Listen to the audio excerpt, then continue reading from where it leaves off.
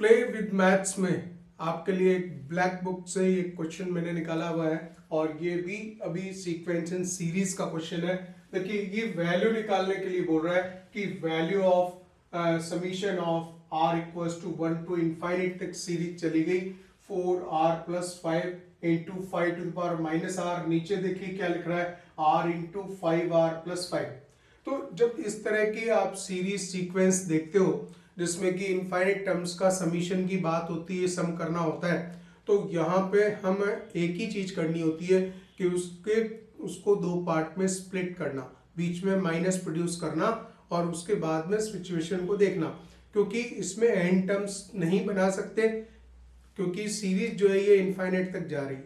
ठीक है, तो उस पर एक काम करते हैं। जैसे ही आप ये लिखेंगे, देखिए ये साफ साफ दिखाई दे रहा है, जो डिनोमिनेटर में नंबर है 5r+5, अगर इसमें से ये r माइनस हो जाएगा तो 4r+5 बनाएगा, जो कि ऑलरेडी गिवन है।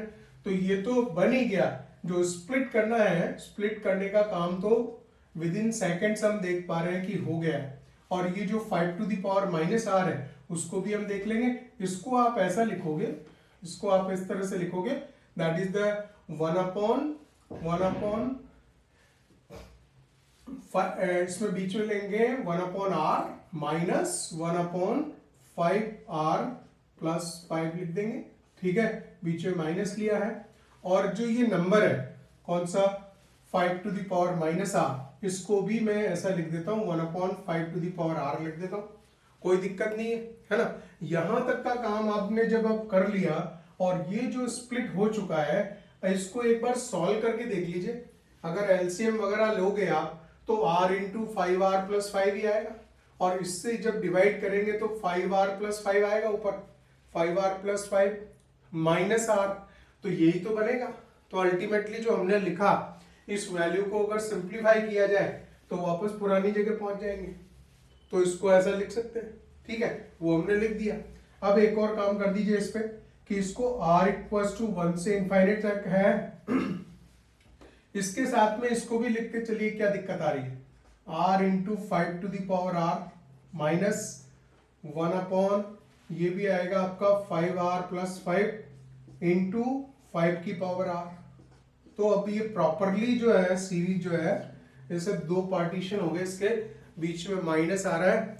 और अब हम वो चीज देखेंगे कि अगर r की वैल्यू 1 2 3 4 अप टू इनफाइनाइट तक जाती है तो ये वैल्यू कैसे चेंज करेगी।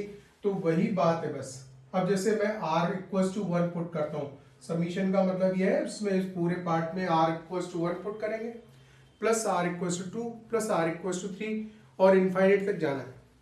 तो जैसे ही r इक्वल्स टू 1 पुट करेंगे तो यहाँ पे 1 आएगा और 5 की पावर 1 5 आएगा, माइनस, और r1 है तो 5 + 5 10 आएगा और 5 की पावर 1 आएगी, 5 आएगी। अच्छा, सेकेंड टर्म जैसे ही लिखने जाएंगे, r की वैल्यू 2 पुट करोगे तो यहाँ 2 आएगा, 5 की पावर 2 आ जाएगी।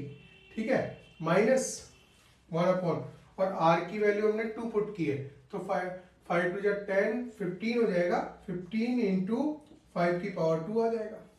अच्छा, इस सीरीज ऐसे चलती चली जाएगी, लेकिन आप देख रहे हो कि ये जो नंबर है 10 into 5, this is minus 10 into 5, ये है 50 और ये भी तो 50 है, ये भी 50 है। तो ये नंबर इससे कट जाएगा और सीरीज आगे बढ़ती जाएगी, आगे आगे ये कटते जाएंगे।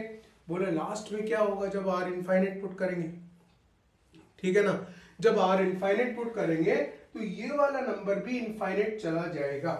ठीक है, और ये जब इनफाइनाइट चला जाएगा तो इनफाइनाइट का रेसिप्रोकल जब हम करेंगे तो वो जो नंबर है 0 की तरफ शिफ्ट हो जाएगा। जब r आप इनफाइनाइट पुट कर रहे होगे तो ये सब इनफाइनाइट होंगे और इनफाइनाइट जब रेसिप्रोकेट होके आएगा तो 0 की तरफ हो गया, कुछ बचा ही नहीं। यहाँ पे जो आंसर बचा है वो इसका आंसर है 1/5।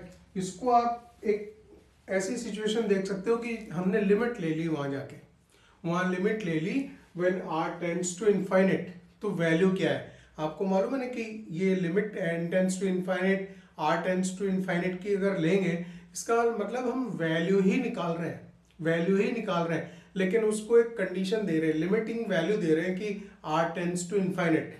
तो जो वैल्यू है वो मैंने डायरेक्टली लिख दी, इसकी वैल्यू है 0 आ रही है। ठीक है ना, इस तरह आप कर सकते हैं, हम ऑब्जेक्टिव अप्रोच पे चल रहे हैं। ठीक है, तो इसका जो आंसर आएगा 1/5 आएगा।